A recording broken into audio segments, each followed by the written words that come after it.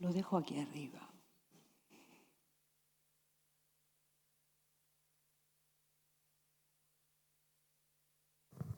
Sí.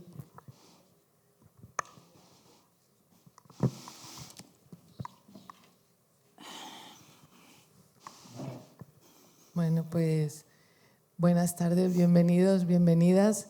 Gracias, Noni, por estar en Murcia otra vez, que el año pasado ya estuvo muy bien y pensamos que teníamos que repetir. Sí, gracias por invitarme, ¿eh? Un público maravilloso, me acuerdo del año pasado y trabajé con muchas ganas para volver este año. Que Noni y yo ya hemos hecho dúo en alguna ocasión y empiezo contando la anécdota de que me presentaste un libro en Madrid, en Casa Sefarat, y ya la complicidad que teníamos, dije, bueno, fue divertido, lo pasamos bien. Después he ido muchas veces, un par de veces a escucharte lecturas de poemas que has hecho en Madrid, que también me pareció muy interesante. Y Noni, aprovecha que estás aquí para comentar un poco pues, cómo va tu trayectoria poética. Una de las cosas más interesantes del currículum de Noni es que fue una figura pionera de la cultura feminista en los años 90, porque sacó una antología que se llama Ellas tienen la palabra, que fue la primera antología de mujeres que creo que incluyó al menos 41 mujeres poetisas por primera vez. Y esa primera vez en España de que sale un libro que visibiliza a 40 mujeres poetisas, ¿no? También rompió un poco el canon de que la poesía era algo solo de hombres, y esto en los años 90, ¿puedes contar? Yo creo que fue importantísimo porque realmente yo la hice interesadamente porque yo estaba fuera del canon y pensé que me pasaba eso por extranjera. Pero resulta que cuando me puse a investigar me di cuenta que también las españolas no entraban en las antologías canónicas, que son aquellas que pasan a la historia. Y entonces eso me dio más ímpetu para buscar. Y lo que fue interesante, yo vengo de las letras concretamente, una parte mía estudié letras y otra parte estudié economía, que no acabé. Entonces, yo me daba cuenta que no era una cuestión de que fueran mejores o peores que los varones para merecer estar en una antología canónica, sino que era una cuestión de campo literario, que en realidad faltaban por intereses creados. Y entonces eso dio otra visión de la literatura escrita por mujeres. Ya no se pudo decir que ellas eran malas o eran peores, porque no era un argumento de recibo, puesto que ya se había demostrado que no era por eso. Y entonces fíjense lo que ha ocurrido. Desde que yo publiqué la antología a fines de los 90, casi frisando el año 2000, hasta ahora, pues ha habido como 5 poetas de esa antología que han recibido el Premio Nacional de Literatura en Poesía. Incluso hay una que es Premio Reina Sofía de Poesía Iberoamericana, que es el más alto galardón de la poesía en nuestra lengua, porque se da tanto en América como en España, en poetas de todo el orbe del castellano. O sea que fue una antología que las lanzó de alguna manera, les dio como carta libre para poder trabajar con confianza en su escritura. Claro, qué importante. Pues Noni nació en Buenos Aires y reside en Madrid y bueno, ha vivido en Ginebra, en Barcelona. Tu primer libro, que lo prologó José Ángel Valente y José María Valverde, se llamaba Argonáutica. Sí. Y bueno, en París conociste a Paul Virilio, de las primeras mujeres que traduce a Paul Virilio en España, sí, me y acuerdo. Ahí me interesa la velocidad. Y que lo introduce. Claro, sí, el tema de la velocidad que es tan importante hoy en día con la falta de atención de la juventud, sobre todo con los móviles, ¿no? Porque se la pasan scrolleando la pantalla que va a una velocidad brutal y entonces eso crea una ansiedad y una necesidad cada vez más grande de velocidad. Y tus poemarios, pues casi todos premiados, he estado leyendo prácticamente todos premiados: La balsa de la medusa, Cartografía ardiente, Las entretelas sedosas, Fragmentos de un diario desconocido, de ese roce vivo. Qué bonito. Me parece que escribí demasiado. Ese poemario de verdad maravilloso, de ese roce vivo, Lugar vertical, Animales sagrados, Falla la noche, que es el último que yo recuerdo.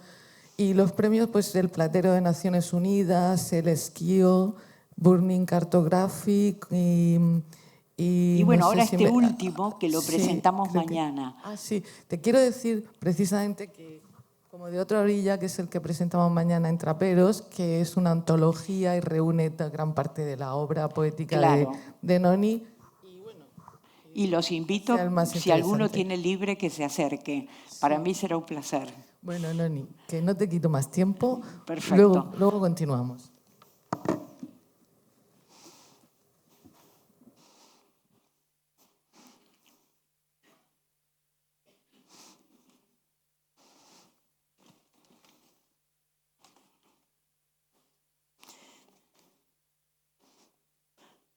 Bueno, para no demorarme más, voy a empezar de una manera, diría, cronológica, por la Santa Teresa, que era la niña Teresa, y voy a comentar algunos avatares de la historia familiar que son sumamente interesantes y que hay que pensar que en la historiografía todo esto que yo voy a contar al comienzo no se sabía hasta 1946. Corría ese año, 1946, cuando un investigador descubrió en el archivo de Valladolid una ejecutoria de hidalguía de unos hermanos Cepeda, activos en el siglo XVI. ¿Y qué era una ejecutoria de hidalguía? Una ejecutoria de hidalguía es, sin más ni menos, un reconocimiento de limpieza de sangre. El investigador dio noticia en el boletín de la Real Academia porque involucraba a una gran figura de la historia española y aclaraba algo que durante 4 siglos... Hay unos ruiditos. ¿Sigo? Bueno, me parece que sí. El fantasma. Esa noticia que él da en el boletín de la Real Academia involucra una gran figura que tuvo en jaque a toda la nación durante 4 siglos, aclaraba una duda muy persistente. Una avalancha de investigadores llega del extranjero y también de provincias a la Cancillería de Valladolid, pero misteriosamente el legajo había desaparecido. Pasan 40 años y tras la muerte de Franco, a ver, es que yo no sé si no apagué el mío. Sí, sé que es de un señor, pero también voy a aprovechar a apagar el mío porque estas cosas nos pueden ocurrir y es terrible. A ver. Sí. Lo voy a poner en modo sueño, que es un modo que a Santa Teresa le hubiera gustado muchísimo, porque era verdaderamente una persona que tenía una imaginación fabulosa, como voy a demostrar. Bueno, la cuestión es que pasan 40 años y tras la muerte de Franco, un día aparece el legajo en su lugar. Dejaba claro el linaje judeo-converso de Teresa de Ávila y era una herida abierta en el corazón del franquismo que la upó como santa de la raza.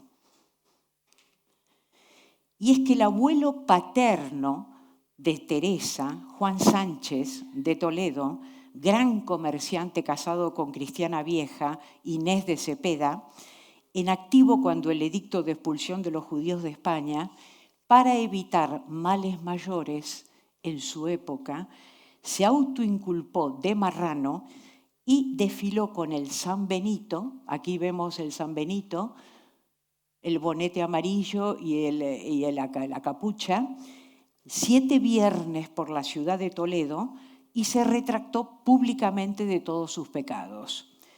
Al poco tiempo, el abuelo se muda a Ávila inteligentemente para borrar las huellas de esa infamia. En Ávila, como era absolutamente inteligente para los negocios, hay que pensar que los bisabuelos de Teresa de Jesús eran ambos judíos y grandísimos comerciantes de Toledo, o sea que el abuelo era un hombre muy brillante para los negocios.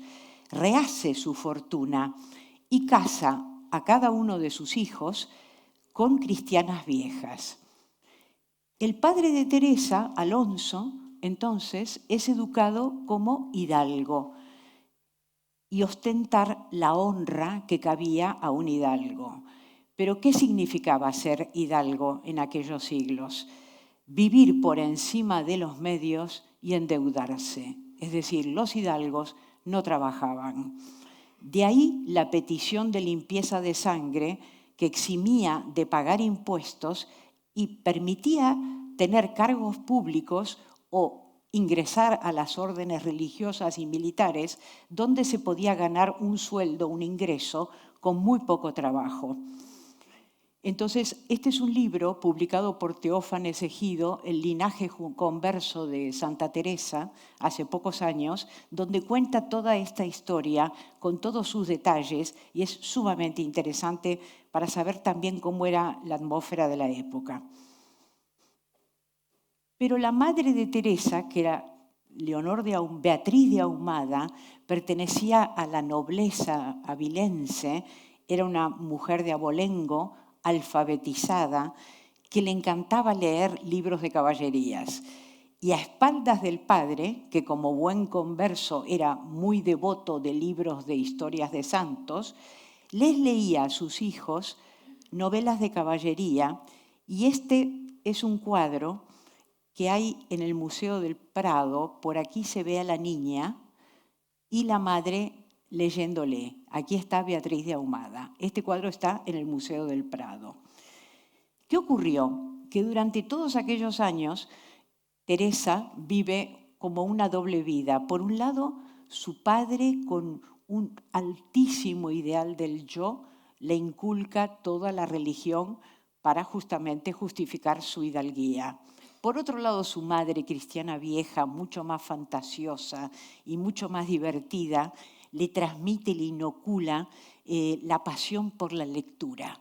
Y Teresa, con su hermanito Rodrigo, ella tuvo 9 hermanos, eran 10, 9 hermanos, una mujer y 8 varones, sobre todo con Rodrigo, escriben juntos un libro que se llama El Caballero de Ávila.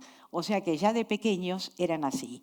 Al mismo tiempo, la ejecutoria de hidalguía que pide el padre y los tíos para conseguir la limpieza de sangre, la pilla cuando ella tiene entre 4 y 8 años.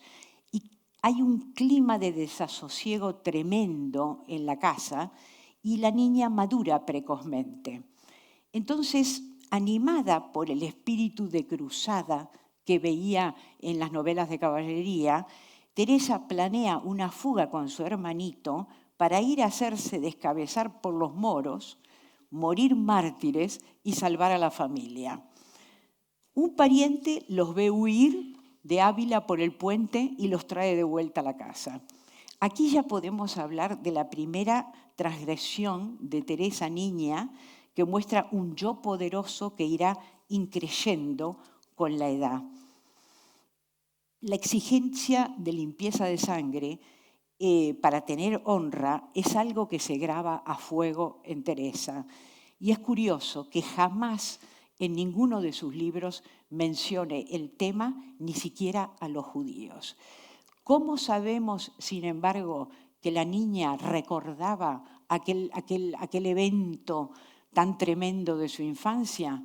Por una carta que le escribe a su hermano Lorenzo, que está en México, y que le pide la ejecutoria de hidalguía, porque solo podían ir a América, al descubrimiento y a la conquista y a todo lo que suponía, los hijos de Hidalgo o los hidalgos. Y entonces ella se la manda, la ejecutoria de hidalguía, y le menciona que por favor no la extravíen porque es fundamental para la familia. Luego hay otro dato que es muy interesante. Cuando Teresa muere, repite varias veces con intensidad una frase y ninguno de los testigos vivos, cuando años después, no muchos, había testigos vivos de Teresa y se hizo el proceso de santidad, no recordaban haber entendido lo que había querido decir en el momento de su muerte. Lo que ella dijo fue, varias veces, repitió, en fin, Señor, soy hija de la Iglesia. Y ahora quizás, con la distancia que dan los años, podemos interpretar que lo que decía era no de mi padre ni de mi linaje. El problema era que si era judía no iba a poder entrar al cielo.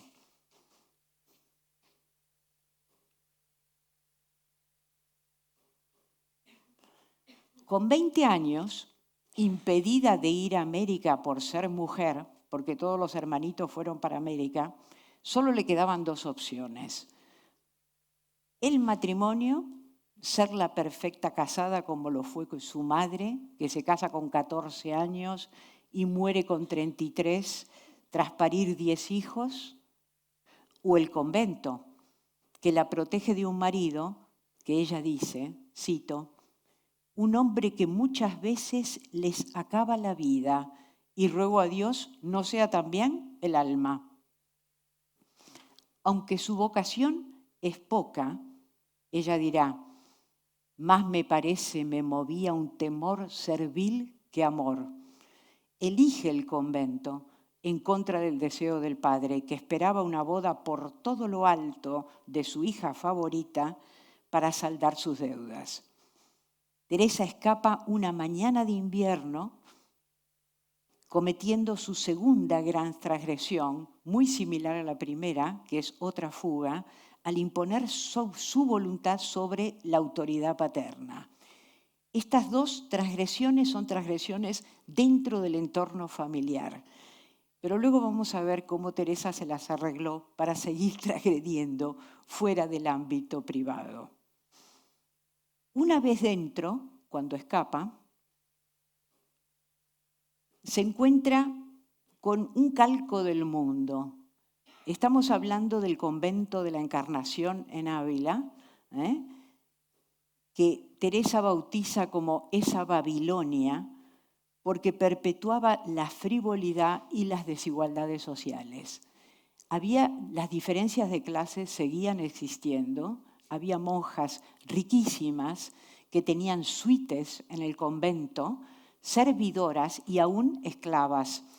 A ellas les estaba permitido entrar y salir y recibir gente, parientes, adentro de las celdas, que ya digo que eran como un pequeño apartamento de hoy en día. Mientras que las pobres dormían en grandes salas apiñadas. Aquellas, como digo, recibían y salían, estas limpiaban. Su carisma seduce y alterna el locutorio, donde atrae visitantes y limosnas, con la enfermería en contacto con lo más repulsivo de las agonizantes. Tironeada entre sus deseos de joven bella y el alto ideal del yo paterno, extrema penitencias, porque la vida espiritual en este convento de la Encarnación se reducía exclusivamente a la oración de memoria, repetida, mecánica, de boca para afuera. Enferma de gravedad. Escribe luego, los dolores corporales tan incomparables y según dicen los médicos, los mayores que se pueden acá pasar, porque fue encogérseme todos los nervios cuando me tullí. Su padre va a buscarla porque ha oído hablar de una famosa curandera en Ávila, en las afueras de Ávila, y la lleva a consultar a la curandera. Pero de camino hacen noche en casa de un hermano del padre, un tío de Teresa, muy devoto, que sigue todas las novedades que salen sobre el tema, y al ver el estado tremendo de Teresa, le regala un libro que acaba de comprar. Se trata del tercer abecedario de Francisco de Osuna. Aquí lo tenemos. El tercera parte del libro llamado Abecedario Espiritual. De entrada, Osuna da por sentada la posibilidad de dirigirse mentalmente a Dios sin intermediarios. Teresa luego lo resumirá así. que no es otra cosa, oración mental, sino tratar de amistad, estando muchas veces a solas con quien sabemos nos ama. Osuna plantea una aventura posible, una aventura interior. Alcanzar a ese Dios insondable mediante una conversación silenciosa. Dejar de pensar en el infierno y disfrutar aquí y ahora lo que San Juan decía, el perfecto amor que quita el temor. Pero en paralelo, las continuas sangrías de la curandera la debilitan, tiene que volver al convento y al poco cae en catalepsia. Llaman al padre porque la hija se está muriendo. Preparan todo el ajuar de muerte y cuando le ponen la cera caliente para cerrar los ojos, ahí se despierta Teresa y el padre empieza a gritar, mi hija no está para enterrar.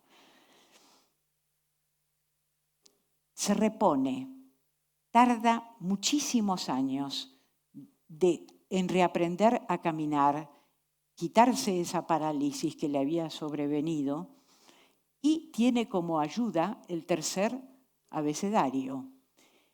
Pero ella hace la oración mental que sugiere Francisco de Osuna, pero no tiene nadie con quien compartir los estados de arrobo y de éxtasis que le sobrevenían al quedarse en esa oración de quietud y dejamiento con abandono del cuerpo. Empieza a sentirse descoyuntada, el cuerpo se siente fatal.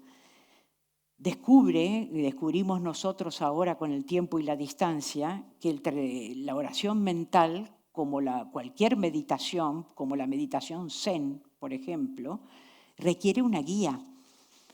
Pero tras los éxtasis en aquel momento no tenía guía, nadie la entendía. Tras los éxtasis y arrebatos viene una gran postración. Ella lo dice, da tan recio que corta todo el cuerpo. Ni pies ni brazos se pueden menear. Si está en pie, se siente como una cosa transportada, que no puede ni aún resollar. Los confesores, franciscanos en su mayoría, lo achacan a flojera femenina y le ordenan hacer higas, que son estos movimientos con las manos como para maldecir, insultos que a ella le repugnan y que no resuelven el origen de sus estados. Aquí están las higas, como se llamaban en la época.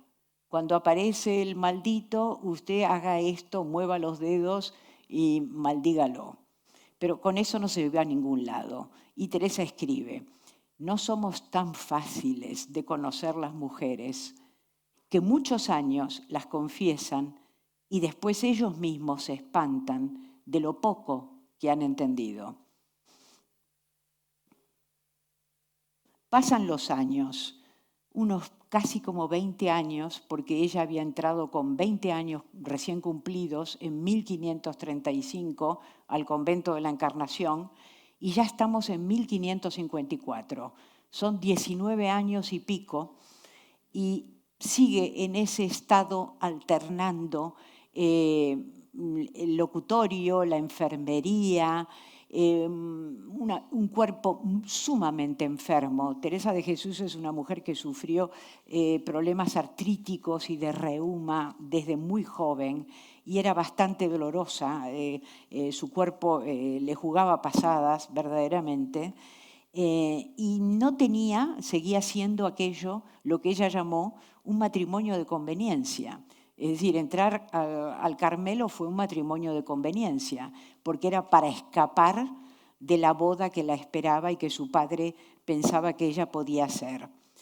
Pero en ese año 1554 ocurre un hecho clave que desencadena lo que Teresa llamará su conversión.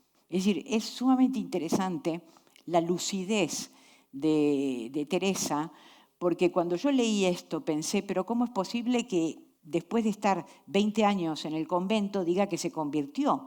todos pensaríamos que el hecho de haber entrado al convento suponía que ya había una conversión de por medio, pero ahonda en el concepto de conversión.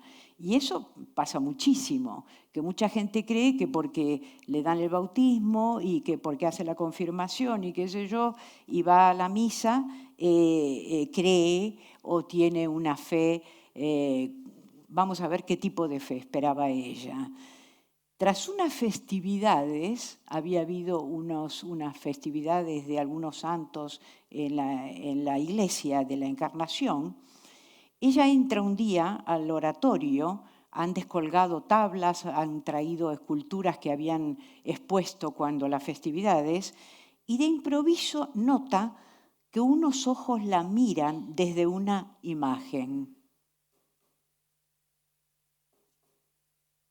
Ella dice lo siguiente: era de Cristo muy llagado y tan devota que en mirándola me turbé de verle así, porque representaba bien lo que pasó por nosotros. Ese cruce de miradas cambia para siempre su relación, porque al entrar al oratorio no es que ella ve la imagen, ella siente unos ojos que la miran y cuando se gira ve esta tabla, que es una tabla hecha en 1510 por Butz, Alberto Butz, un ecce homo, que luego ella, con los años, regalará a las hermanas carmelitas de Toledo. Para ella fue fundamental. Esta es la tabla que decidió su conversión, lo que ella llama. Es decir, ese cruce de miradas cambia para siempre su relación con Cristo. Dice: fue tanto lo que sentí por lo poco que había agradecido aquellas llagas, que arrojóme suplicándole me fortaleciese ya de una vez, pues no me habría de levantar de allí hasta que hiciese lo que yo le pedía. Es decir, le habla de tú a tú al Señor como si dijera: no me voy a levantar hasta que hagas lo que te pido. Dame fuerza para sostenerte la mirada y ser digna de ti, pero no me abandones. Estate junto a mí. ¿Qué pasa? Crea a partir de ahí un hábito mental. Deja de fantasear con el objeto de su deseo, como ha venido haciendo estos 20 años, teniendo más o menos tibieza en su relación con Dios. A hacerse ella misma permeable a su presencia. Es decir, en vez de vez en cuando me lo imagino, fantaseo con él, pienso que qué bien estaría, que quiero ganarme el paraíso, que no quiero condenarme por la eternidad, sino que de golpe, al sentirse mirada por él, se da cuenta de que puede haber una relación de tú a tú y entonces crea el hábito de estar abierta, disponible, permeable a la presencia divina, a intuirla cerca de ella. Cita: como cuando no ves a nadie, pero sientes que en la oscuridad hay alguien a tu lado. Eso le pasa un día que está tomando la Eucaristía, la hostia en la misa, y de golpe ella siente como que está al lado suyo, ¿no? Es esa presencia que ya en principio no la abandona, que ella está abierta y permeable y pendiente de que eso se revele. También dice: me venía a deshoras un sentimiento de la presencia de Dios. Estaba dentro de mí o yo toda engolfada en él. Y explica de esta manera: suspende el alma de forma que todo parecía estar fuera de sí. El entendimiento no discurre ya, pero no se pierde. Está como encantado de lo mucho que entiende.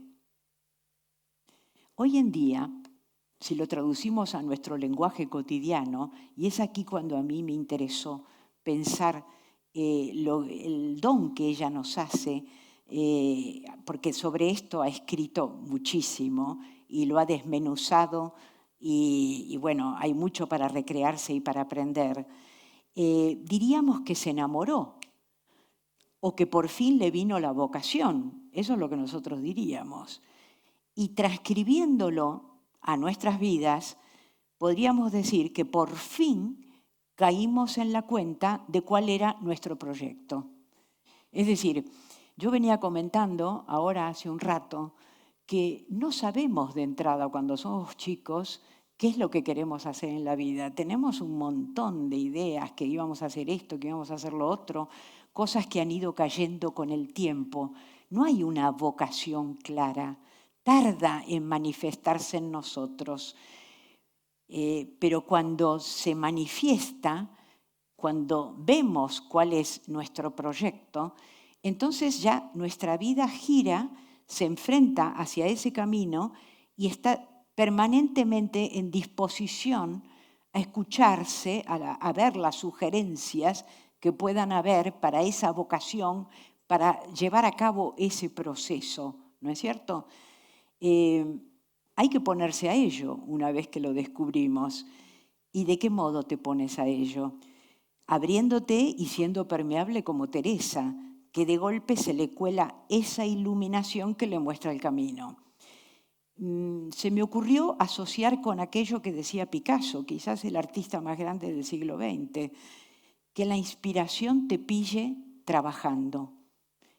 Es preciso estar dispuesta a que algo nuevo te atraviese y lo vuelques en tu trabajo. Pero eso, Teresa, como cualquiera de nosotros, lo va descubriendo poco a poco.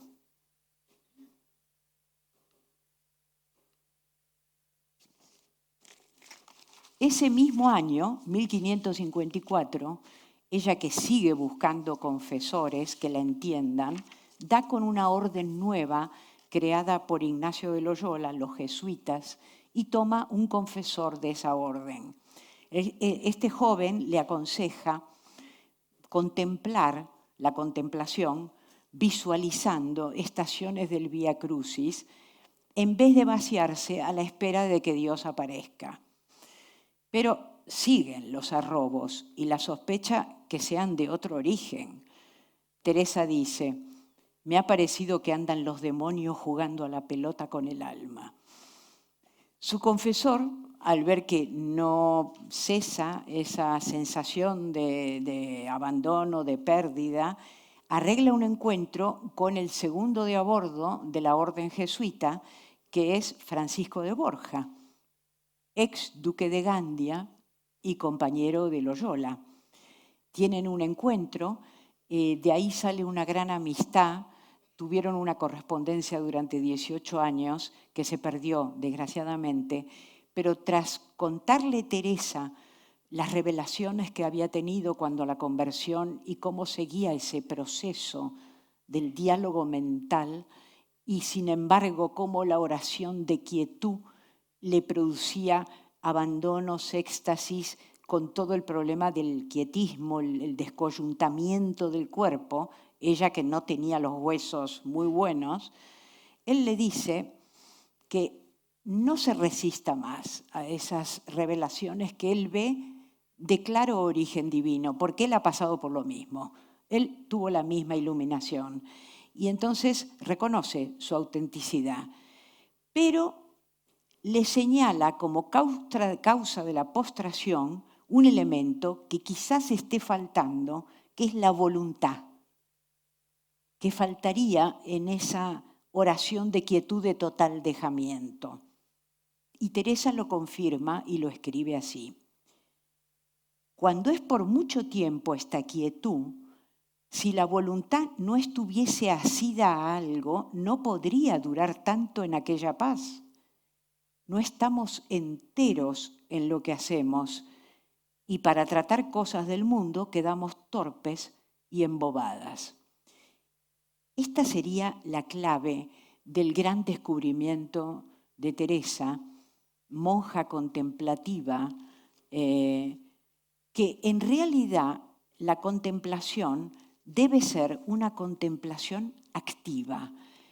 Y en su libro posterior, ya más tarde, cuando tiene que escribir a sus hermanas cómo es ese camino de perfección, que así se llama el libro, se le ocurre ilustrarlo con la figura de dos mujeres bíblicas. Se trata de Marta y María, que es que una le cocina la cena a Cristo, mientras la otra escucha lo que le va diciendo y lo que él le cuenta. Escucha atenta. Y dice Teresa, porque vida activa y contemplativa es junta. En vez de abandonarse y de fallecer, conviene seguir con el trabajo, atenta a la iluminación que le revelará los planes de la voluntad divina. De ahí su famoso, también entre los pucheros anda el Señor. Esta es una instalación de la gran instaladora Marina Abramovic, actual, que la hizo en varias instituciones internacionales de arte, en el cual recrea la imagen de Santa Teresa en los pucheros, en la cocina, volando hacia arriba. Es decir, ya no descoyuntada, tirada sobre el mármol de la iglesia en el suelo y quieta, sino trabajando ora et labora, que viene a ser más o menos lo mismo que aconseja el psicoanálisis contemporáneo. Yo recuerdo que conocí en París a Luce Irigaray, una gran psicoanalista francesa, que hizo también una especie de revolución al liberarse de la escuela de Lacan. La echaron de la Universidad de Vincennes. Y un día me dijo, mis pacientes los tengo 4 años y medio, nunca más, pero siempre salen haciendo algo. Y yo le pregunté, ¿cómo qué? Dice, lo que sea, crochet. Es decir, se trata de contemplar, de tener esa vida espiritual mientras uno está trabajando.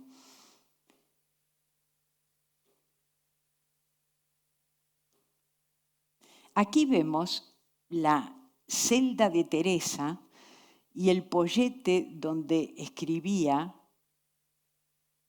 aquí, sobre un cojín sentada en el suelo. Ahí escribía Santa Teresa, escribió esa obra tan extraordinaria para todos nosotros que queremos escritorios y líneas de sofás ultradinámicos y de butacas para estar cómodos. Bueno, y esa era la cama y bueno, y aquí está ella escribiendo. Decía Julia Kristeva, otra ensayista de origen búlgaro, parisina, que escribió, le dedicó 10 años a Teresa de Jesús y un libro maravilloso que ya está traducido al español hace tiempo, que para Teresa se trataba de encarnar sus enseñanzas en actos, en obras, ajustar el pensamiento, el cuerpo y el andar por el mundo con ese otro ideal que habla en su interior. Y podemos decir que ese otro ideal empieza a hablarle y vaya si le habla. Cuando en 1559, a sus 41 años, la Inquisición prohibió libros clave como el Tercer Abecedario de Osuna, que había sido su maestro, Teresa oye la voz que le dice, no tengas pena, te daré libro vivo. Al poco tiempo, su confesor le encarga una relación de sus estados de ánimo. Y Teresa hace de eso otra cosa. No un recuento, sino un ejercicio diario de conocimiento que cuaja en su libro Vida. Mientras escribe, aprende a canalizar la fuerza creadora del dolor a través del lenguaje. Encuentra palabras para nombrar esas situaciones y cuanto más las nombra, más mejora. Y más empieza a saber de ese estado amoroso metiéndose en sus laberintos. La fe es un amor a muerte, tal como aspiraba. Una intimidad con el otro que no decae y la mantiene en vilo. Su escritura encuentra formas de comunicar y de transmitir que llegan a sus lectores. Se pregunta a sí misma, pregunta a los textos antiguos y descubre una subjetividad autónoma que le permite a ella, que empezó siendo alguien tremendamente doloroso, reírse por fin de sí misma. En un apartado de la vida, en uno de los capítulos, escribe esta pequeña frase que contiene todo el plan de su obra y la nueva invención que ella trae. Dice, yo sabía lo secreto de mí. Lo dice cuando aún el concepto de intimidad no existía en la literatura. Hay un indagar en el yo profundo que inspira al filósofo Leibniz la mónada. Leibniz lo dirá, que se inspiró en Teresa de Jesús, y anticipa la novela futura con sus técnicas de análisis psicológico. Se podrá decir que el inventor de la intimidad y de los ensayos sobre sí mismo, autobiográficos, ¿es Montaigne? Pues no.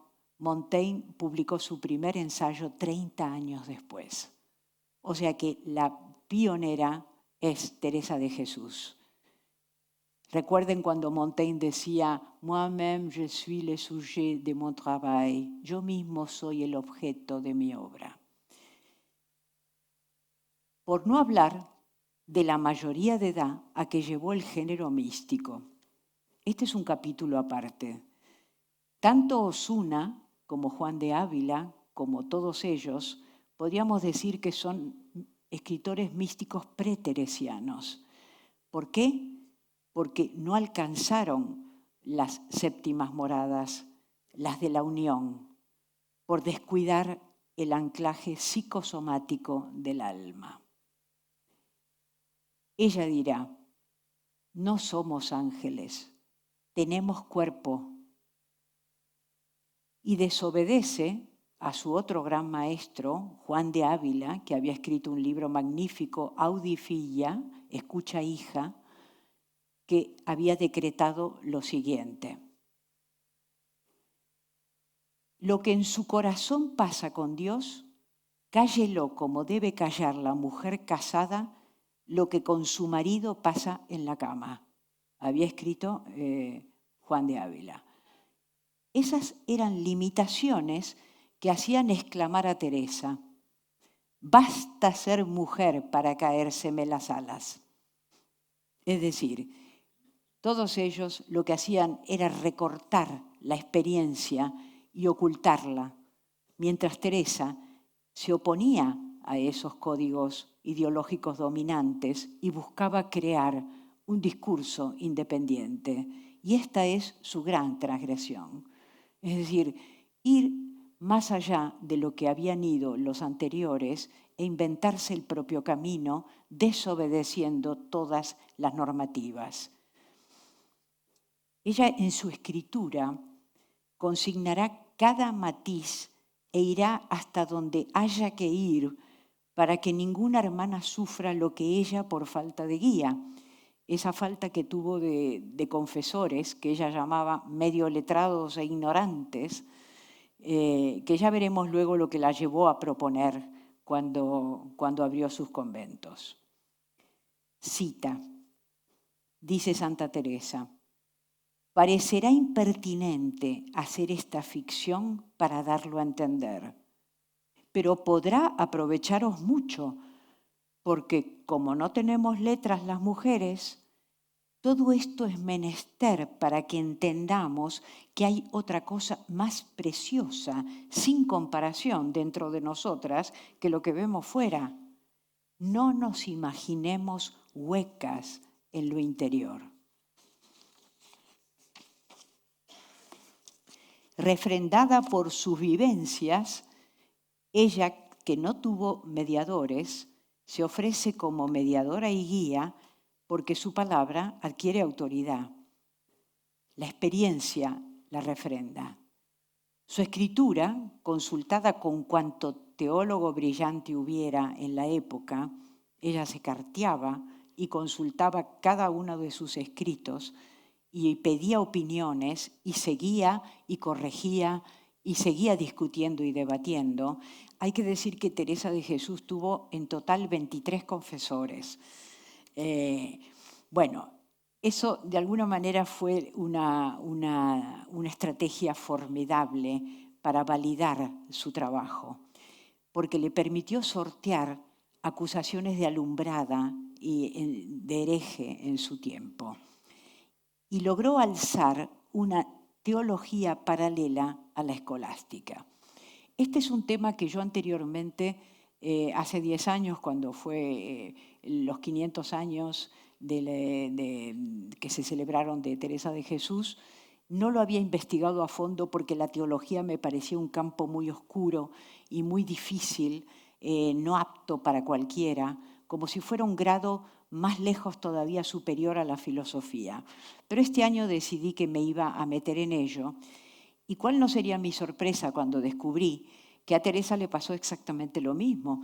Ella esos textos no los entendía, como no los entendemos muchos de nosotros, y de algún modo con su propia escritura de todos sus libros y opúsculos y artículos, fue elaborando una teología que la llaman espiritual o afectiva.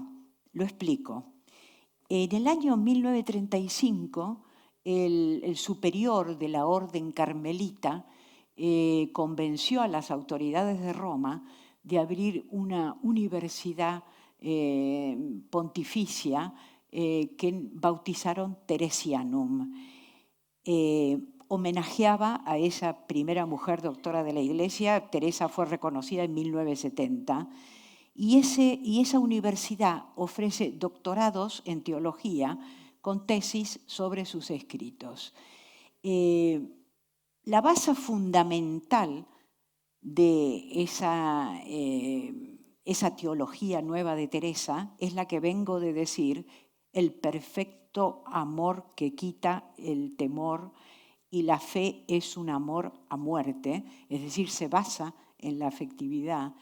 Y también, en el caso suyo, van unidos en la renovación de la lengua. A ver cómo lo explico. La lengua española, el castellano, que no es la lengua española, lo sé porque hay otras lenguas, pero vamos a hablar del castellano, estaba anquilosada por siglos de lenguaje escolástico. Esa escolástica, la teología escolástica que viene de Tomás de Aquino, que se fundamenta en preceptos sacados de la Biblia, razonados, discutidos a lo largo de los siglos durante toda la Edad Media, es una cuestión de enunciados de conceptos retórica, de la retórica. Ese lenguaje había vaciado de objetos el mundo mental de la nación y lo había reemplazado por conceptos. En cambio, Teresa se tomó como maestro, si es que alguna vez hubo alguno en su escritura, las alegorías y comparaciones de Jesús. Y entonces recurrió a los objetos cercanos. Por ejemplo, hay una cita en Las Moradas que es célebre, cómo describe ella la divinidad, ese Dios que ella ve. Dice lo siguiente: poned los ojos en el centro, que es la pieza o palacio donde está el rey, y considerad como un palmito que para llegar a lo que es de comer tiene muchas coberturas. Es decir, se permite hacer unas asociaciones y unas metáforas que habían ya perdido sentido con anterioridad y habían resecado la lengua española.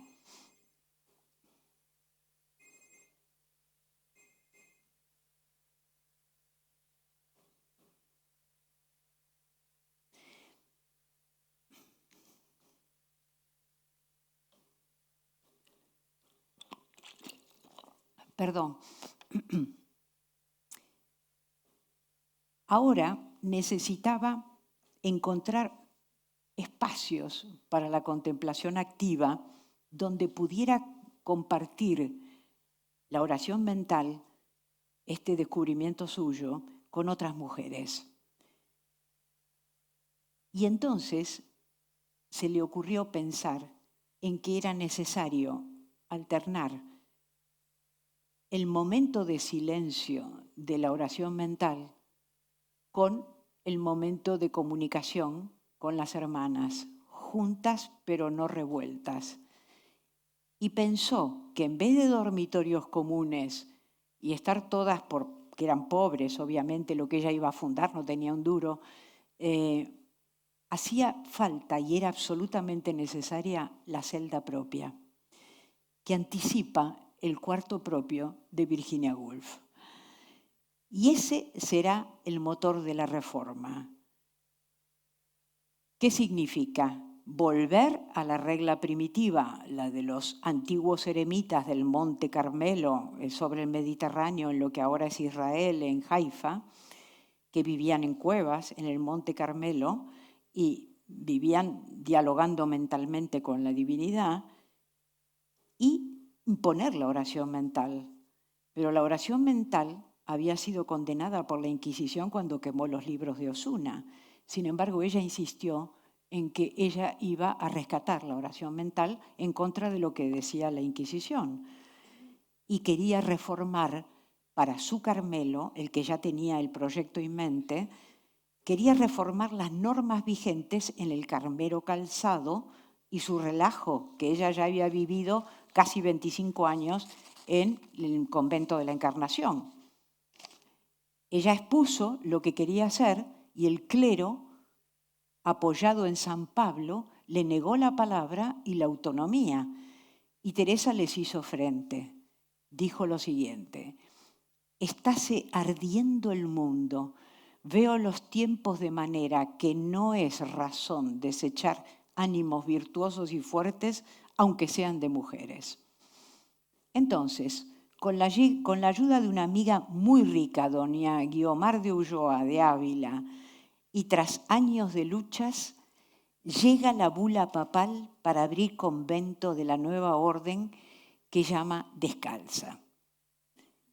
En su Carmelo no habrá jerarquía masculina que mande, ni se exigirá limpieza de sangre, como en todas las órdenes religiosas de España. Pues ella dice, el bautismo nos iguala a todos.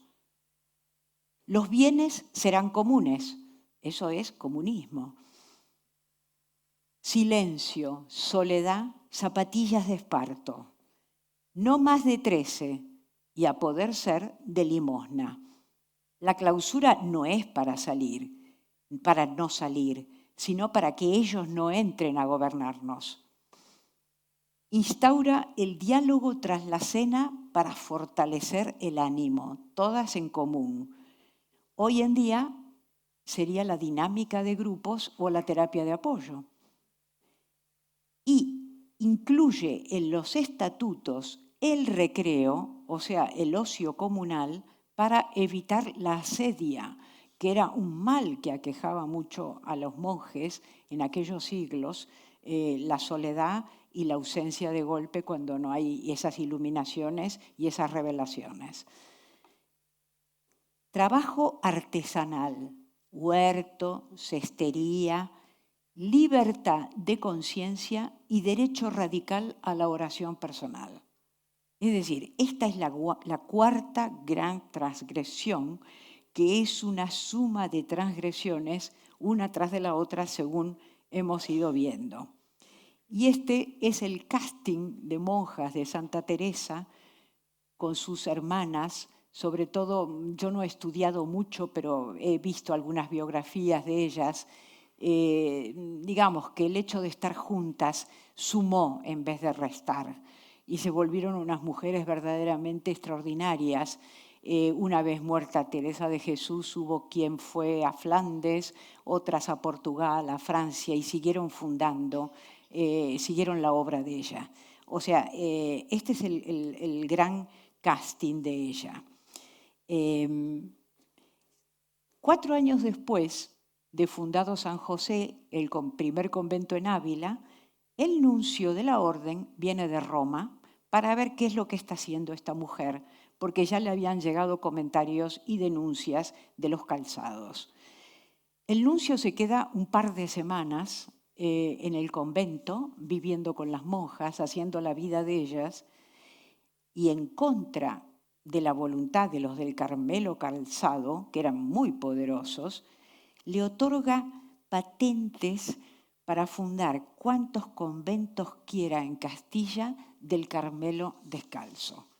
Esto parece muy fácil decirlo, pero es absolutamente impresionante. A Teresa entonces le urgía alzar esas centrales de energía espiritual que renuevan el aire de los desechos de la vida mundana, pero pronto descubre que solo en las ciudades hay limosnas. Limosnas entendidas por Teresa como trueque en un siglo obsesionado con la salvación. ¿Qué pasa? ¿Cómo lo entiende ella? Esos espacios suyos del Carmelo de pobreza material son fuente de riqueza espiritual que compensa la miseria moral y el despilfarro de la época tras el descubrimiento de América. Entonces, ofrece ese trueque, según ella, y que yo lo entiendo perfectamente, colma una demanda de algo que todos necesitaban, que alguien se ocupara de la salvación de sus almas, pero que nadie había visto antes que ella. Por eso se dijo que la geografía fundacional teresiana coincidió con la geografía comercial castellana. Es decir, los conventos coincidían, la fundación de los conventos con la geografía comercial castellana distribuidos en toda España, porque luego también fue a fundar Andalucía. La cuestión es que en 20 años, ya siendo una mujer de más de 45 años, o 47 cuando empieza la Reforma, que era la edad que moría la gente en su siglo, hace 500 años, ella en 20 años funda 33 conventos, 17 de monjas y 16 de frailes, viajando en carros tirados por animales sobre caminos de tierra. Pero para administrar hace falta saber finanzas. Entonces busca y encuentra a Simón Ruiz, un mercader converso de Medina del Campo, creador de la letra de cambio. Él y su hermano, que estaba en Nantes, en Francia, habían ayornado, por así decir, el documento egipcio que ya existía, por el cual en un papel se autorizaba a que esa persona cobrara en otra localidad un dinero con cargo a cuenta del que extendía el documento. Y lo perfeccionaron y crearon la letra de cambio. Medina del Campo era en ese momento el cruce de mercancías, tenía una feria célebre en toda Europa y ahí se venían a exponer todas las novedades. Yo me di cuenta de eso cuando fui un día a Medina del Campo y tiene una estación de trenes muy antigua que parece la de París, porque ahí venían trenes de toda Europa. De Simón Ruiz, pintado por Pantoja de la Cruz, aquí lo vemos, hay un famoso hospital en Valladolid que lleva el nombre suyo y en Medina del Campo también hay monumentos. Esa es una letra de cambio de Simón Ruiz. Aprende la economía del convento. Hace dos cosas. Lo primero, quita, como ya dijimos, la exigencia de limpieza de sangre para entrar a la orden y ofrece enterramientos de categoría en iglesias a conversos, cosa que antes eso no existía. Entonces, se corre la voz entre los banqueros conversos y allá donde va obtiene crédito. Llueven peticiones para entrar a la orden y al aporte de los mecenas se suma el de las dotes de los candidatos. Pero ella nunca cambió el criterio. Sus conventos nunca fueron refugios de viudas ni de despechadas. Valoraba la inteligencia y no importaba si carecían de dote. Hay una cita de ella, hay muchísimas, pero elegí esta. Le dice a un fraile amigo: ya le dije que hemos menester monjas de talento. Y hay una anécdota que prueba hasta qué punto ese talento no era solamente ser lista, sino que iba también de acuerdo con su propia teología. Cuando propone ella de priora de uno de los nuevos conventos a una monja, el padre Gracián le dice: pero madre, es que esa monja no sabe ni leer ni escribir, ¿cómo va a administrar el convento? Y ella le dice: padre, calle, que sabe amar mucho. A medida que gana seguridad espiritual, más arriesgada se vuelve en lo temporal. Crea refinadas arquitecturas financieras siempre eficaces que la liberan de depender de los nobles y de los mercaderes. Puede reírse de la famosa honra por la que penó su familia y escribe: tengo para mí que honras y dineros casi siempre andan juntos, y quien quiere honra no aborrece dineros, porque por maravilla hay honrado en el mundo si es pobre.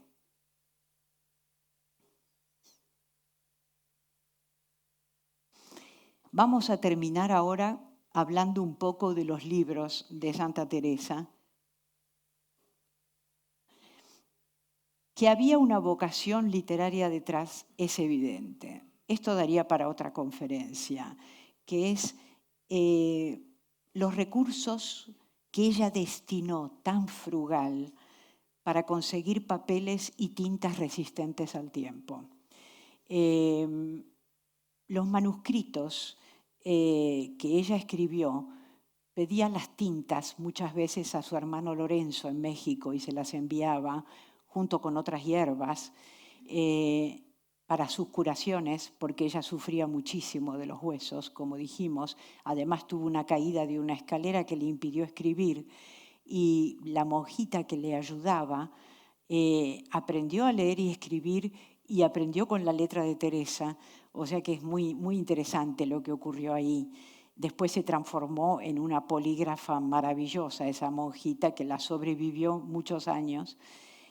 Pero ella, mientras pudo escribir de puño y letra, escribió con unas tintas maravillosas, resistentes al tiempo, y podemos decir que se le iba la vida en ello, porque hay una cosa interesante. Teresa escribía y no volvía a releer lo que había escrito, no volvía atrás, no rompía la hoja ni tachaba, seguía adelante.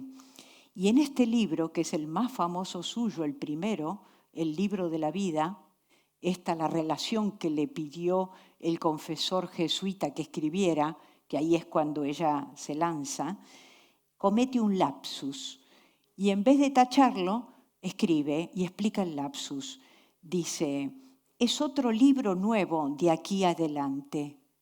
Digo, otra vida nueva. O sea, que asocia los libros con la vida. Fray Luis de León es el encargado de recopilar su obra, empezando por que se traduce a varias lenguas en Europa y se convierte inmediatamente en bestseller.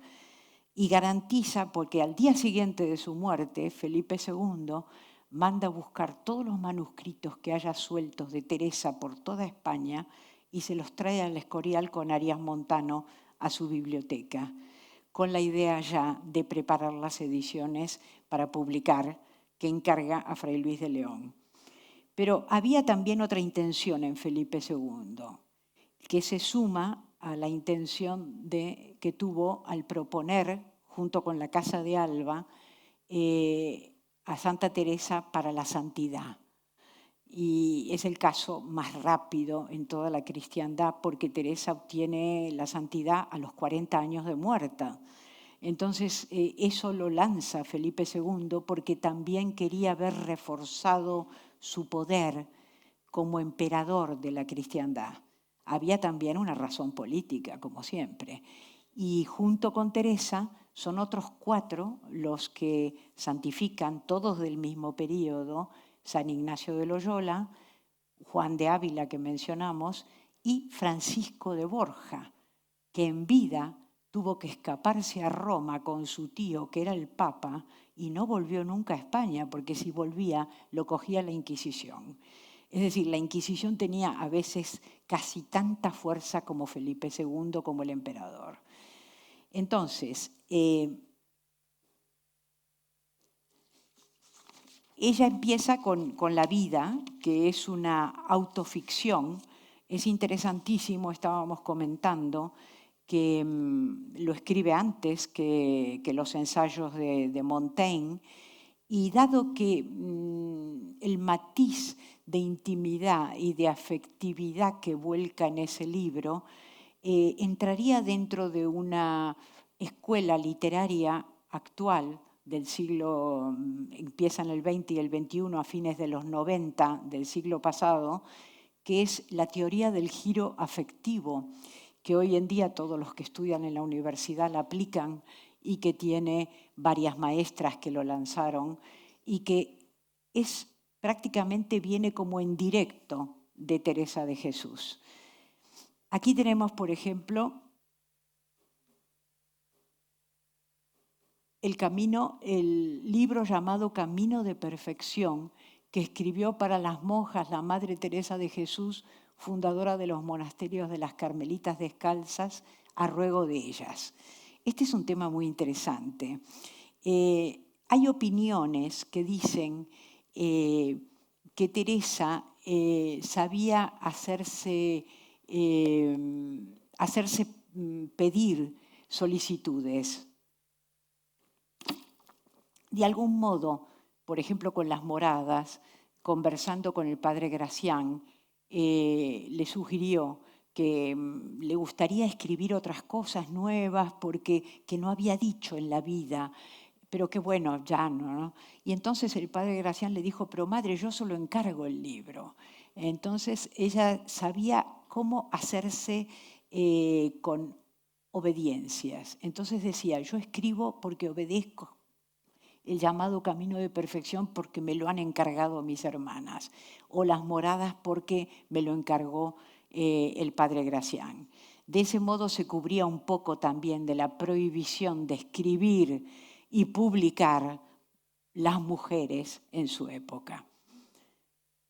El Camino de Perfección es una guía para sus hermanas, pero a diferencia de los jesuitas y sus ejercicios que usan la imaginación para recrear tormentos, porque los ejercicios de Loyola dicen, bueno, ahora imagínese que está en el infierno y lo ponen sobre una parrilla ardiente. Teresa no hace eso, muestra cómo cultivar la imaginación para gozar la unión en vida.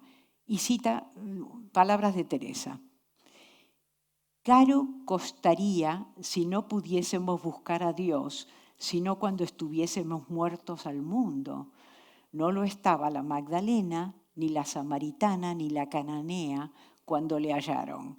Es decir, eso tiene un eco en la filosofía griega posterior, que es, anterior, que es aquello de el paraíso en la tierra, que decían los griegos, sé divino ahora. Ella es lo que le propone a sus hermanas. Luego tenemos un libro, Las Fundaciones, que el género sería el libro de viajes y las crónicas, porque lo que cuenta son las aventuras de la fundación de cada uno de los conventos, salpicado por comedia de enredos. Y ya pasamos a las moradas, que aluden, moradas, a los 7 aposentos del castillo interior, la séptima es la de la unión o el matrimonio espiritual, y quizás, como sugiere Julia Kristeva, todo sea ficción teológica. Capítulo aparte merece la correspondencia, que menos sujeta a censura nos la muestra de cuerpo entero con un estilo que varía según los corresponsales. Pero básicamente, y esta es la clave de esa correspondencia, muestra la situación de una mujer de su tiempo y todos los impedimentos y las limitaciones que tenía, ya sea en cartas dirigidas a Felipe II para rogar por la liberación de Juan de la Cruz, a teólogos para consultar, a prioras para administrar, e incluso a sus hermanos y amigos, siempre muestran esas limitaciones de su género y las estrategias que inventa para sortearlos. Pero hay también otra cosa más. Teresa escribe, tiene una escribanía portátil que lleva en la carreta. Eso daría para otra conferencia. La carreta que estaba constantemente, imagínense, con todo lo que fundó, 33 conventos, iba de un lado para el otro de España en la carreta, se seguían, las horas se respetaban del convento original en tierra. Adentro de la carreta, las horas de silencio, la misa, las horas de diálogo y la correspondencia. Teresa dormía muy poco, se acostaba a veces a las 2 de la mañana y pedía que de ahí a 3 horas la despertaran. Y los expertos, han habido varios congresos a partir de 2015, barajan entre 15.000 y 25.000 cartas, en su mayoría en los últimos 30 años de su vida, muere a los 67. Y aunque solo disponemos, nos han quedado unas 500, porque cuando ella muere, la correspondencia no se valora literariamente. Entonces la Iglesia, ¿qué hace?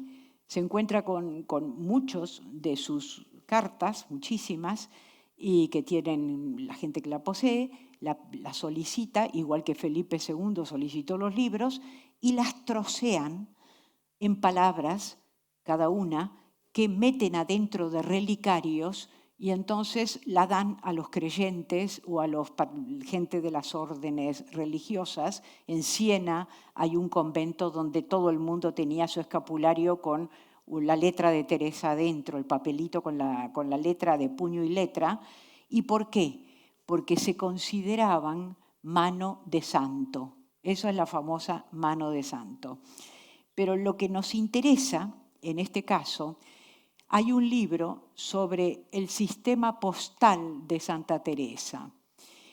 Las cartas se categorizaban, valían según la cantidad de tiempo que tardaban en llegar al destinatario. Es decir, si ibas a caballo, si iba en carreta, si iba por la estafeta pública, que podía tardar muchísimo más.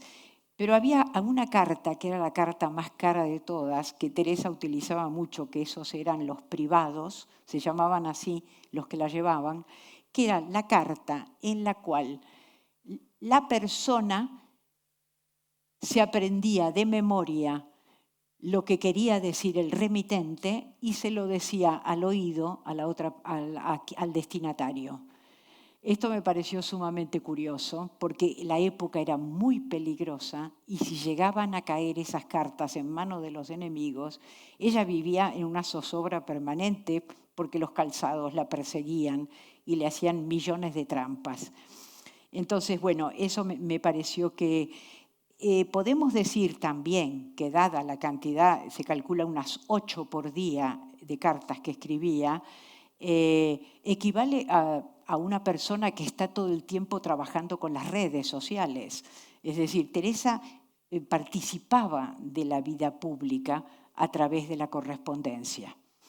Bueno, yo creo que ya es hora que dejemos, me pasé un poquito, me parece, de tiempo, que podríamos ya empezar a abrir el coloquio para que ustedes pregunten, porque hay muchas más cosas que decir, pero no voy a continuar ahora.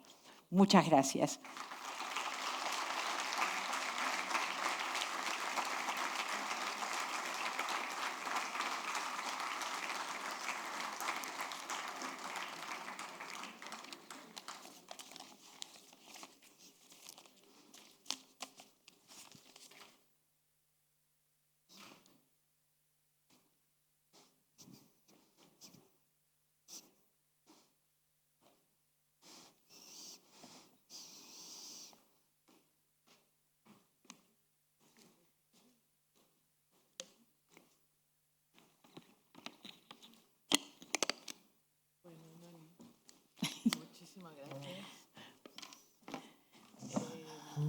Muchísimas gracias, Noni, por la conferencia. A ustedes.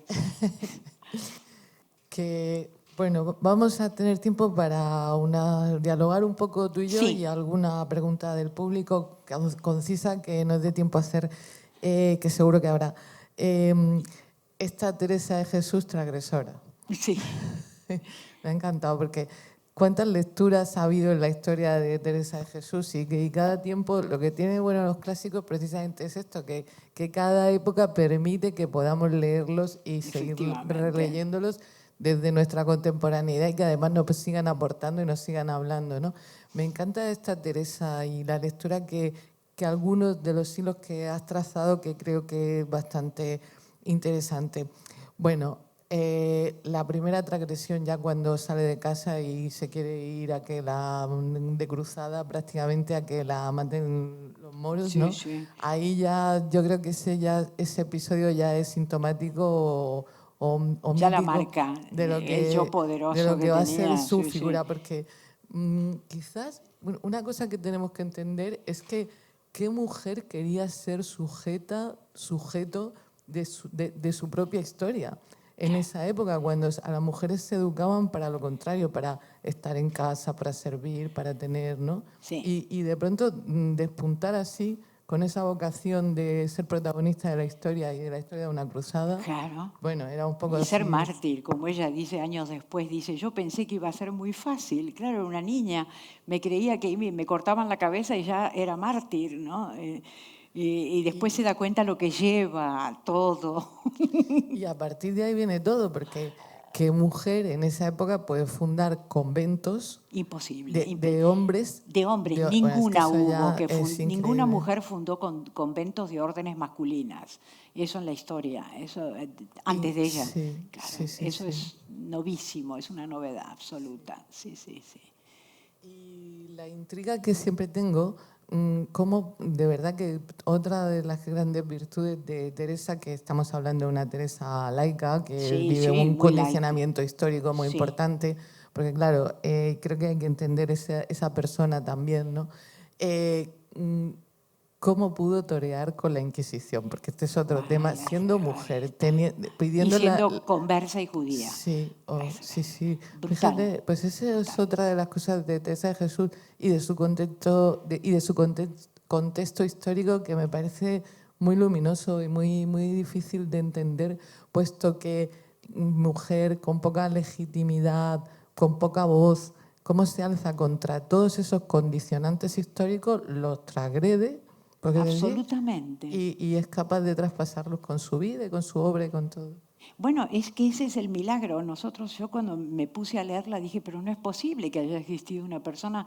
Es como que hablas leer la vida hoy en día es como una autobiografía de alguien, de un artista, suponte, muy sufrida, como una Frida Kahlo, es alguien tan absolutamente moderno, ¿no?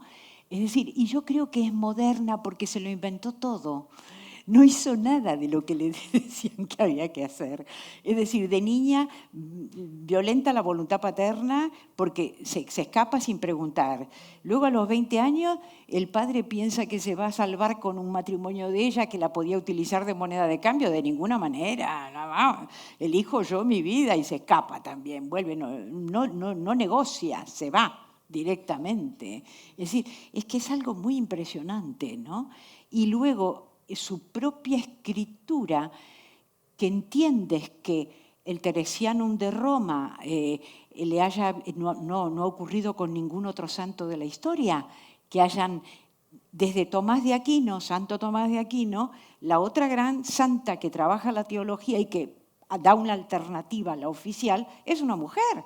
Entonces ella no siguió, su vida se la inventó. Ella quería tener el cuarto propio, pero al mismo tiempo las amigas, para seguir charlando y seguir hablando de ese proyecto común. ¿Cuántas veces nosotros no hemos soñado un proyecto común y las comunidades iguales? Quizás el hecho de haber podido fundar 17 conventos de su propia orden hizo que tuviese una legión de mujeres detrás que la hicieron casi intocable y que se bueno, propagara la hija, las sobrinas de Simón Ruiz, porque no tuvo hijos Simón Ruiz, por supuesto, fueron corriendo para allá. La hija del que era el médico de Carlos V, el famoso dietólogo, porque hubo uno que escribió, el primer español que escribió las dietas que tomaba Carlos V, que sufría de gota y había que curarlo, también entró. Eso todo te enteras por la correspondencia. Había una cantidad de gente de alcurnia. Bueno, ella se tuteaba con la duquesa de Alba, con Alba que la obligó casi medio derrengada, muerta, a ir a fundar, que es por eso que ella está en Alba, porque muere ahí, se va. Y además ya logra, yo tenía una cosa, yo tengo, por casualidad me llegaron los 3 tomos de los testimonios. Como ella fue santificada muy pronto, hubo gente que fue coetánea de ella, que eran gente muy joven y que pudieron testimoniar de cómo había sido ella. Y varios coinciden en que tenía la gracia sermonis. Es decir, era piquito de oro, hablaba de tal manera que convencía. Yo no lo traje aquí, pero hay un retrato que hace uno de los, el doctor Aguiar, es un médico con el cual ella funda la última fundación en Burgos. Y entonces dice, el tipo tiene 33 años cuando ella tiene 67, ya va a morir. Y entonces dice, yo me acostaba pronto y me levantaba cada mañana, dice él en el testimonio, para verla, para seguir hablando con ella, porque era tan dulce, como contaba todo lo que había sufrido, todo lo que había pasado, que tenía un carisma personalmente impresionante. Entonces yo creo que fue eso lo que consiguió que la gente se allegara, y con la gracia sermonis, y otros dicen que era como la seda amarilla que casa con todo, porque hablaban con metáforas, ¿no? La gente así, alcurnia y tal, y qué sé yo, en los testimonios. Es maravilloso. Otro hilo, que ya va a ser el último, pero del que quiero tirar y no se me quiere olvidar, que lo has tratado bastante. Qué interesante esto de la teología paralela, porque, y de nuevo en el contexto de la época, la Inquisición y esa iglesia que cualquiera que se desviaba mínimo del dogma lo quemaban. Bueno, de verdad, que no quemaran a Santa Teresa a mí me sigue pareciendo un milagro, ¿verdad? Sí. Pero en el caso de la teología paralela, que esa manera que ella empieza a decir que con Dios se puede hablar directamente, que la oración interior introduce el cuerpo, las emociones y los afectos en la religión y en la relación con Dios, que todo eso fue causa, por ejemplo, en el protestantismo ya Lutero, cuando empieza a hablar de que se pueden leer las Sagradas Escrituras uno mismo sin mediación de un sacerdote. Se saltan los intermediarios. Es que no, con esa España católica tan difícil, ¿cómo permiten a Santa Teresa esto? Y la segunda pregunta, que me parece más interesante, ¿qué actualidad la de Santa Teresa con esta relación íntima que ella propone de la teología paralela con Dios y la emocionalidad y el cuerpo por medio? Claro, porque yo no soy creyente, pero lo traigo a mi tarea de poeta. ¿Cómo viene la inspiración? Es decir, si tú verdaderamente tienes un proyecto de hacer algo, que te pille trabajando, te sientas a escribir y de golpe te va a venir. Si no te sientas, no viene. Ese es el tema. Yo he trabajado toda mi vida, no he sido el tipo de vivir de becas y subvenciones. Por eso me ha interesado muchísimo la figura de Teresa, porque cómo se puede estar haciendo reformas de casas como hacía ella y consiguiendo y aprendiendo finanzas. A mí me mandaron a hacer economía a mi madre porque decía que me iba a morir de hambre porque estaba siempre leyendo. Y entonces entiendo perfectamente esa doble vida de que te pille trabajando. Ahora ya no trabajo para ganarme el dinero, pero me siento y me puedo quedar ahí hasta que llega, pero estoy, mientras tanto, dale que te pego. O sea, y luego lo que es increíble es cómo se saltan los intermediarios, porque ese es el problema. Le quitaba el trabajo a los curas. Ella llega a proponer en su Carmelo que lean y para sustituir a los maestros, para que puedan enterarse, no lo dije ahí, pero de las ignorancias que los confesores que la mandaban a hacer higas, imagínate una mujer de un refinamiento intelectual que mata, le toca una bestia que le dice, mire, usted al demonio le hace así. Es que era una mente bastante, también la madre, hay que decirlo, con sus lecturas desde pequeña, también ya le fue creando un imaginario a ella, ¿no? ¿Y cuál era? Pero la pregunta sobre el cuerpo y las emociones y esa teología de ese sí, rezo ella interior, lo vive, lo pasa lo todo por el revolucionario, cuerpo. No somos ángeles, sí. tenemos cuerpo. ¿Qué revolucionario es esto? ¿Y qué contemporáneo? Qué contemporáneo en esa época donde están todas martirizándose y creemos que las santas están siempre, le quitan a una los ojos, a otra los pechos, el cilicio. No tiene nada que ver con eso. Incluso en la literatura de autoficción que ahora se hace, que han mencionado, del sí. yo y de introducir eso las ella emociones. lo tiene todo trabajado. Sí, lo tiene, sí, la indagación sí. interior que hace es bestial. Leibniz no era tonto cuando ve la mónada, lo ve escrito. No hay que olvidar que estamos hablando de una escritora como Virginia Woolf. Entonces, cuando a ti te lo cuentan de esa manera, es distinto a cuando te lo cuentan mal. En ese calidoscopio que es Teresa de Jesús, porque se ha tratado en todas las épocas su figura, ¿no? Y esta lectura contemporánea que estamos haciendo también es muy interesante, más laica, pero efectivamente muy, muy, muy interesante para poner en valor. Sí. Sí, yo creo que el tema del cuerpo, el anclaje psicosomático, eso es fundamental. Ellos no llegan a las séptimas moradas, pero ella lo vive físicamente, la sensación de esa vocación, de ese amor, de esa lo que sea, realmente, y lo pasa por el cuerpo. Y yo creo que por eso es la modernidad de ella, absolutamente. ¿Y no crees ya lo último que una gran transgresión de Santa Teresa no es el hecho de haberse opuesto a lo mejor a la autoridad y haber fundado órdenes y tal, sino de verdad haberse convertido en una autoridad, una voz tan legítima como la suya siendo mujer en tantos siglos de historia? Es exacto, ella misma, pero ocupa el lugar público. Ella sabe que es necesario. Los conventos los quiere dentro de la orden. Quiere que el nuncio le dé las patentes. No quiere una cosa paralela, hippie. No, lo hace oficial. Eso es impresionante en ella. Tiene la conciencia de que, yo creo que tiene que ver con eso de ser judío y de estar excluido de los cargos públicos, de toda la vida pública. ¿Te das cuenta? Ella dice, no, yo quiero entrar, ¿no? Dice, soy hija de la iglesia al morir. Yo tengo que entrar ahí. No me dejes afuera. Yo no soy hija de mi padre, del judío. Yo soy hija tuya. Es ahí donde es. ¿Por qué? Se les iba la vida porque ellos creían en la eternidad. Y te tocaba una eternidad de infierno, de castigo. Date cuenta. Hay que situarlo también en la época. Pero preguntemos, aquí hay tantos amigos amigas que pregunten algo. Creo que hay tiempo para 2 preguntas. Buenas noches. Buenas noches. Enhorabuena. Hay una cosa que he echado de menos y es la Santa Teresa de Jesús poetisa. Bueno. Porque yo no soy creyente, pero la admiro profundamente por su poesía.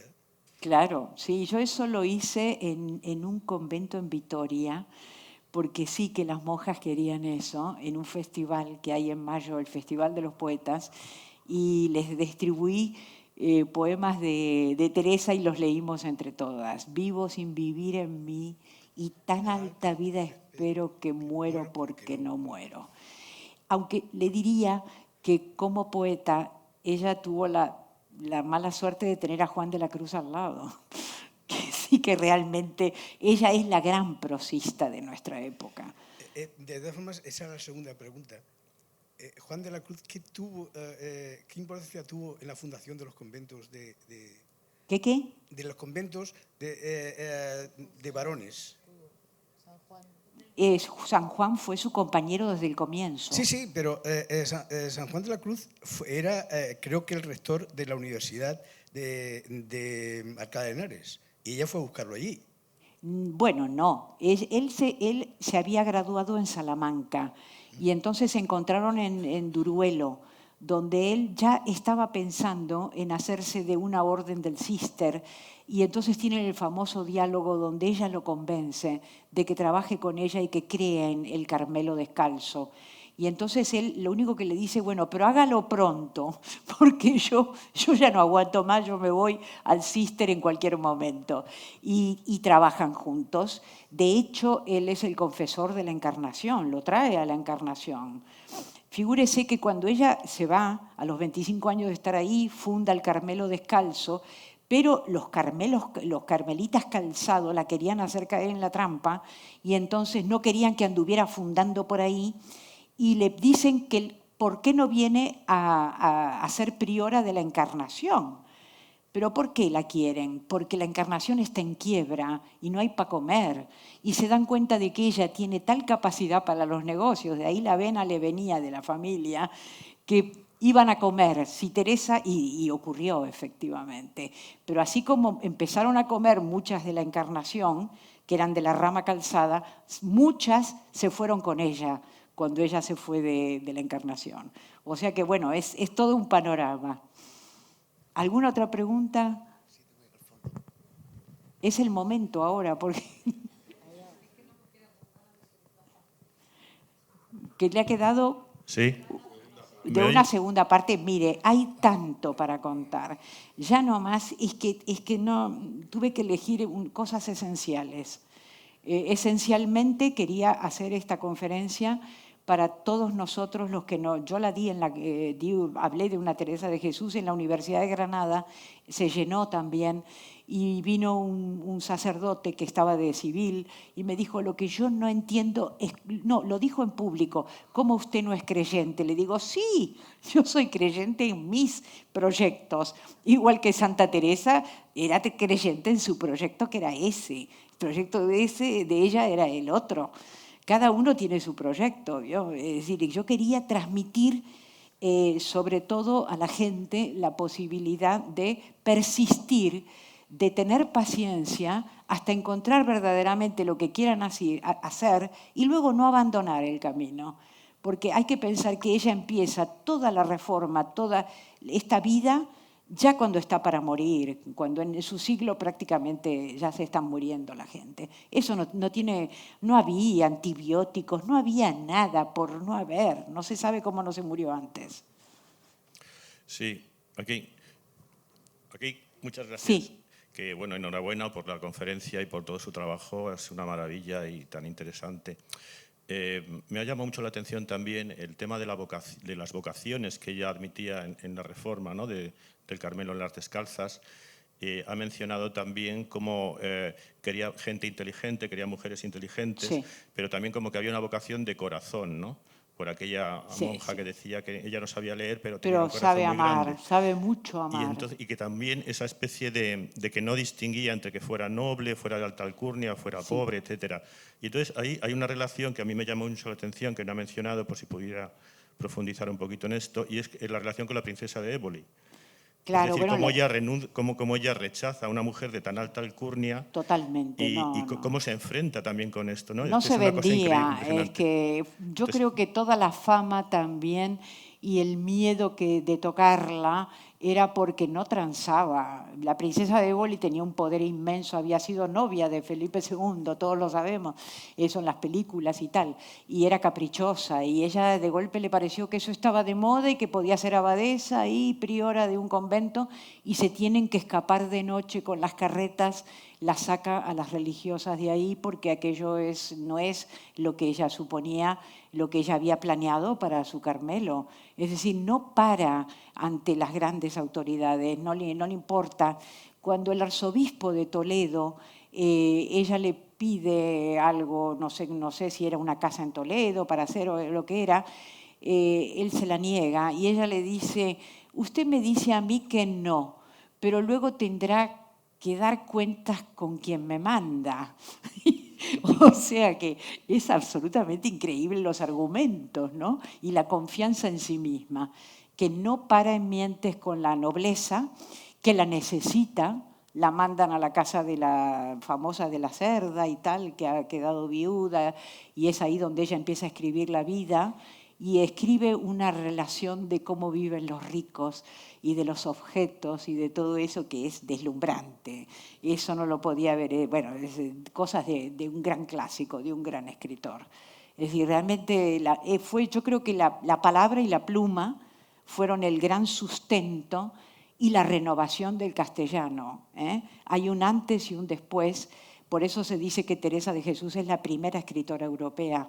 El castellano tiene esta referencia sobre lo que ella hace con la lengua teológica, que la refresca con sus comparaciones. Por ejemplo, las moradas están llenas de bichos, de salamandras, de víboras, de todo. Bueno, aquello es como una selva.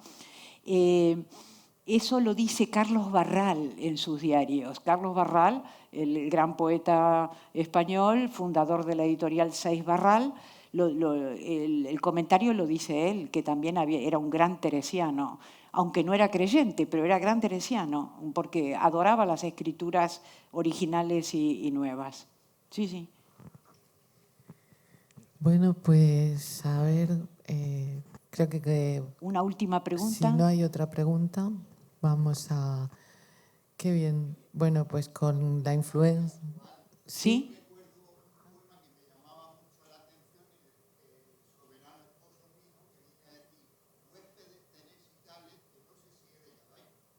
Le puede dar el... A ver. No se ha oído. Yo aquí no llega. A ver. Digo que me parece esta mujer de una gran actualidad. Sí. Y valiente, inteligente, porque además creo que su relación con la Casa de Alba también era para ayudar a sus conventos. Absolutamente, sí. Y entonces digo que es muy actual porque a mí me llama mucho la atención en el poema de Soberano esposo mío, que en una estrofa dice: huéspedes tenéis y tales, que no sé si he de caber, pero ya en vuestros umbrales quepa esta pobre mujer entre tantos cardenales. O sea, exacto, muy bueno, sí. Es realmente es fantástico. En ese aspecto la poesía sí que es moderna, es actual. Bueno, pues con este poema y la gran influencer que fue Teresa de Jesús, acabamos de recordar que la próxima semana cerramos el ciclo con dos mujeres sorprendentes, las hermanas Guan también, son que increíbles. veremos que esa vida de estas mujeres en una España muy cerrada, que era la España franquista, pues fue bastante exótica y muy transcultural y muy interesante de contar. Bueno, pues cerramos aquí. Gracias por venir. Gracias por venir.